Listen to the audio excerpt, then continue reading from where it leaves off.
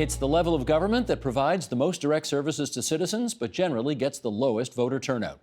If we knew more, would more people vote? Well, let's give it a shot. Here's Gabriel Edelman, Director of the Urban Policy Lab at the University of Toronto's Munk School of Global Affairs and Public Policy, for 10 questions on municipal elections. Gabriel, welcome. Nice to have you here. Thanks for having me. Question 1. When do municipal elections take place? In Ontario, October 22nd. That's an easy question. Thank you. That's an easy one, and it's every 4 years, right? That's right. Number 2, what will you see on the ballot when you go to vote? So it's a little bit confusing. You'll see many, many names. Oftentimes, you'll have a list for mayoral candidates in most municipalities.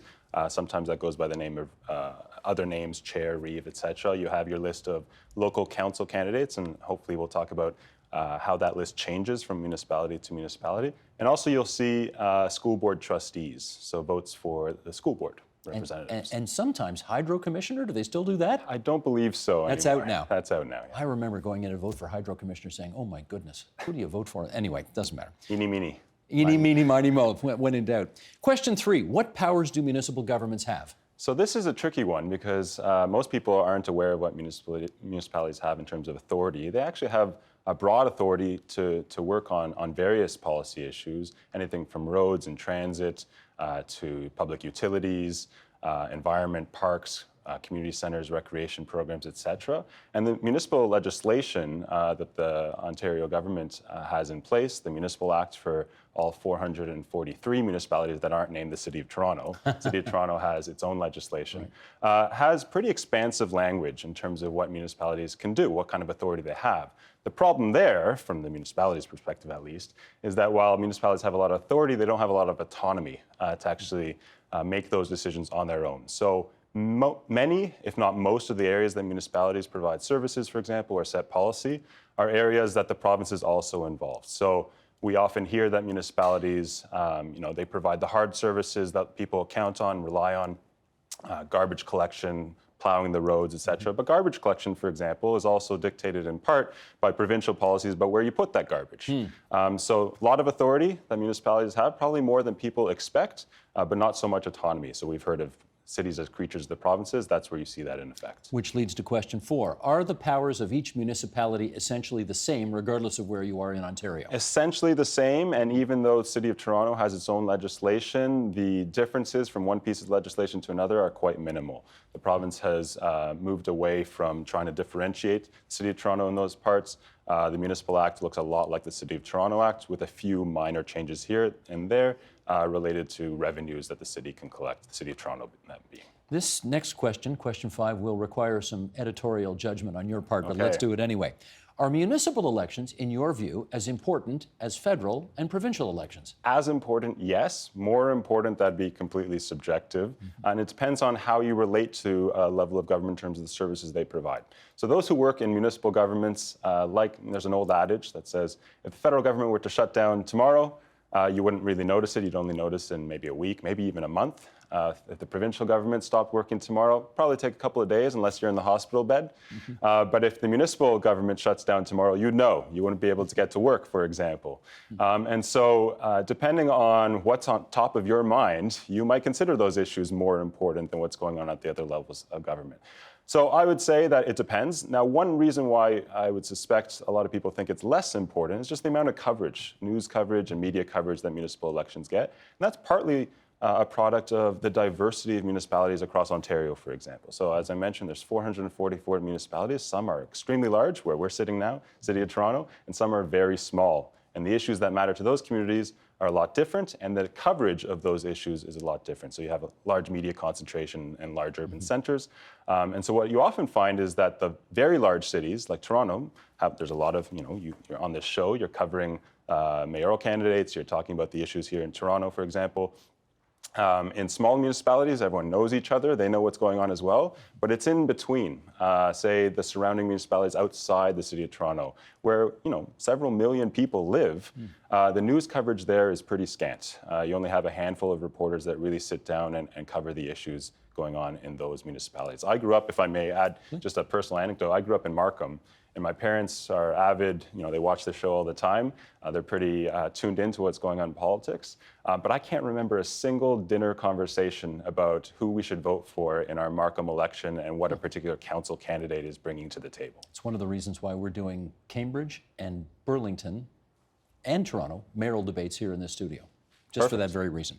Question 6, if you want to find out more about your local candidates, and they don't happen to come to the door when you're home, how do you do that? So you start at the municipality's websites, if they have one, and most of them do. All the municipalities have information through their city clerk's office on who's running, and hopefully they'll have information on websites, email contacts, phone numbers, et cetera, that you can get connected to your council candidates. There's also, in large urban centers, there's some online tools now that are being developed. I was just part of a project with Vote Compass, which runs a voter information tool at the federal and provincial levels, and now they're doing one at the municipal level where you could type in for the Toronto election where you live, your postal code, you answer a series of questions, and then they match you or they see how well you align with certain council candidates and their positions. And what we've added from the Urban Policy Lab perspective is information on the voting records of council incumbents. So you can match what they're promising to what they've actually voted on in council. Question 7, why do some municipalities have wards and some do not? That is in some cases for good reasons, and others no one quite knows. It's historical legacies. One of the powers that municipalities have, which I didn't mention previously, is generally speaking the power to set its own terms of elections, whether it's a ward-based election, whether it's at-large, etc. And so it's the cities themselves that decide what direction to go in on that front. And you see a lot of diversity across the province, mainly in the large urban centers. So about 30% of municipalities in Ontario use a ward-based system for their councillors. About 60% use an at-large system. So that means you're voting when you go and choose your list. You're choosing candidates that represent the entire municipality. And some even have a mixture of both. Thunder Bay comes to mind, where 10% of the province has, in terms of the municipalities, has this system where you both vote for an at-large representative and your local ward representative. Question 8, why do some municipalities have you vote for a school trustee? Well, so that is a legacy of the fact that schooling and education used to be a local responsibility, and that changed in the 1990s. And that is an extra source of confusion for a lot of people, because right now education and school boards is not directly connected to your municipal government, and those decisions are not one and the same. And yet when you go to the ballot box, you have two separate lists, one for your municipal government, your mayor, your council candidates, and then a separate list for your school board trustee.